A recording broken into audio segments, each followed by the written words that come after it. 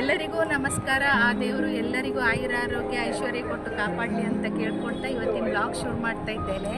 ನಾನು ನಮ್ಮನೆಯವರು ಮತ್ತು ನಂದು ಮಗಳು ಅಳಿಯ ನಾವು ಬೇಲೂರು ಹಳೆಬೀಡು ನೋಡಲಿಕ್ಕೆ ಬಂದಿದ್ದೇವೆ. ಅದನ್ನು ಸಣ್ಣ ಸಣ್ಣ ಕ್ಲಿಪ್ ಹಾಕ್ತೇನೆ, ನೋಡ್ಕೊಂಡು ಬನ್ನಿ ಆಯಿತಾ. ನಾವೀಗ ಹಾಸನದಿಂದ ಹಳೆಬೀಡಿಗೆ ಹೋಗ್ತಾ ಇದ್ದೇವೆ.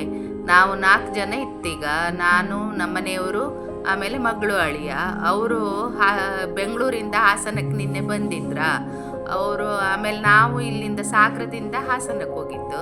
ಹಾಗಾಗಿ 4 ಜನ ಪ್ಲ್ಯಾನ್ ಮಾಡಿ ಬೇಲೂರು ಹಳೆಬೀಡು ನೋಡುವ ಅಂತೇಳಿ ಹೊರಟಿದ್ದು. ಹಾಗಾಗಿ ಈಗ ಫಸ್ಟಿಗೆ ನಾವು ಹಳೆಬೀಡಿಗೆ ಹೋಗ್ತಾ ಇದ್ದೇವೆ. ಈಗ ಹಳೆಬೀಡು ಬಂತು. ಆ ದೇವಸ್ಥಾನದೊಳಗೆ ನಾವು ಎಂಟ್ರಿ ಆಗ್ತಾ ಇದ್ದೇವೆ 4 ಜನನು. ನೋಡಿ, ಇವರಿಬ್ರು ನಂದು ಮಗಳು ಅಳಿಯ ಎಲ್ಲ ಒಟ್ಟಿಗೆ ಹಳೆಬೀಡು ವೀಕ್ಷಣೆಗೆ ಬಂದಿದ್ದೇವೆ. ನಾವಿಬ್ರು ಈಗ ಒಂದು ಸೆಲ್ಫಿ ತಕ್ಕೊಳ್ಳುವ ಅಂತ ತೆಕ್ಕೊಳ್ತಿದ್ವಿ.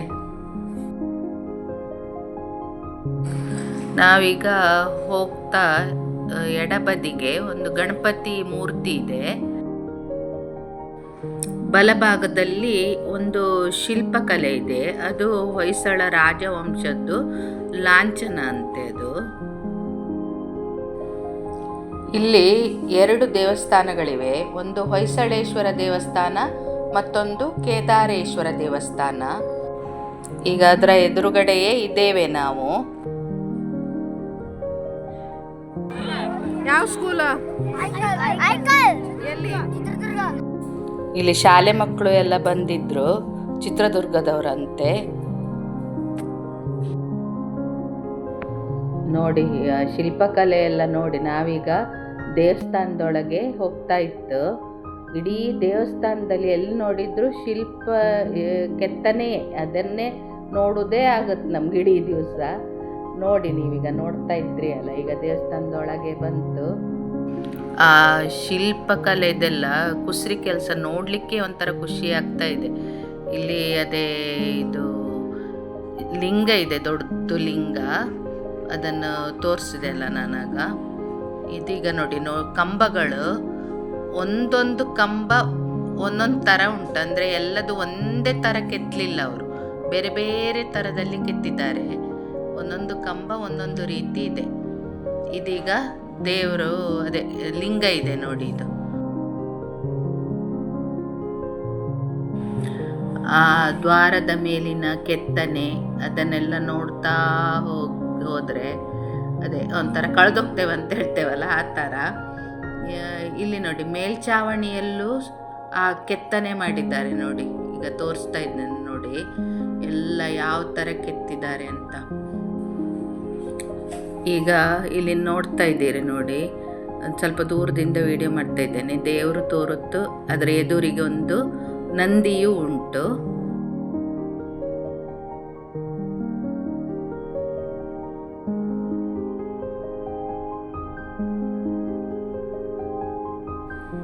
ಇಲ್ಲಿ ವಿವರಣೆ ಕೊಡಲಿಕ್ಕೆ ಗೈಡ್ಗಳಿದ್ದಾರೆ. ಬಂದವರಿಗೆಲ್ಲ ಅವರು ವಿವರಿಸ್ತಾ ಇರ್ತಾರೆ. ಇಲ್ಲೀಗ ಈ ದೇವಸ್ಥಾನದ ಒಳಗೆಯಿಂದ ಯಾವ ಥರ ಈ ತೋರುತ್ತಂತ ತೋರಿಸ್ತಾ ಇದ್ದೇನೆ ನೋಡಿ.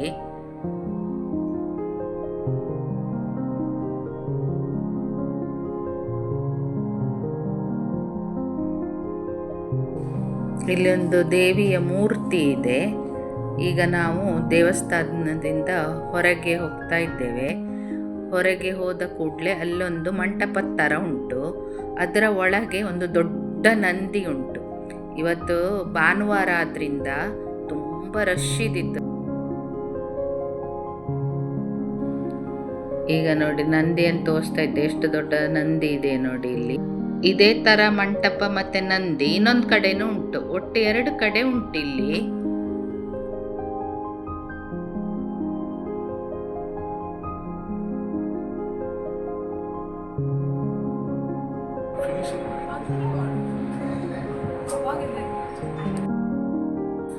ಈ ಹಳೆಬೀಡು ಹೊಯ್ಸಳ ಸಾಮ್ರಾಜ್ಯದ ರಾಜಧಾನಿಯಾಗಿತ್ತಂತೆ 12ನೇ ಶತಮಾನದಲ್ಲಿ.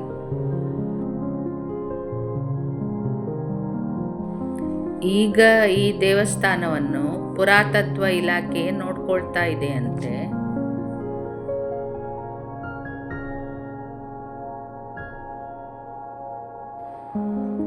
ನೋಡಿ, ಸ್ಕೂಲ್ ಮಕ್ಕಳು ಮತ್ತು ಬೇರೆಯವರು ಎಲ್ಲ ಬಂದು ತುಂಬ ರಶ್ ಇದ್ದಿತ್ತು.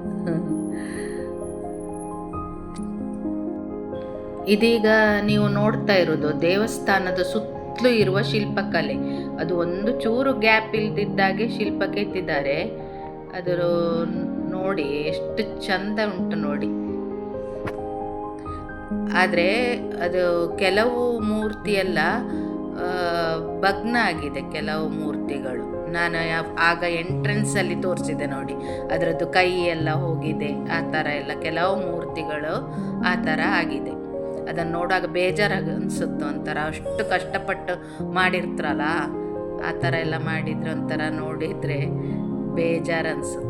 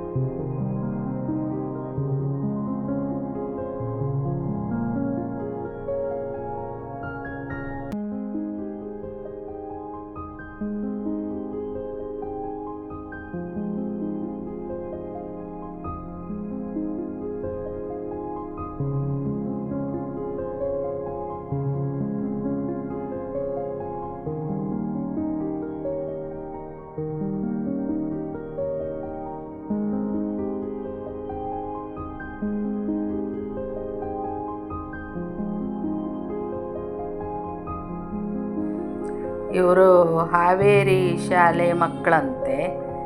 ಅವರೆಲ್ಲ ಮಾತಾಡಿಸ್ತಾ ಇದ್ರು. ಅವರದ್ದೊಂದು ಕ್ಲಿಪ್ಪಿಗೆ ತಕ್ಕೊಂಡೆ ನೋಡಿ.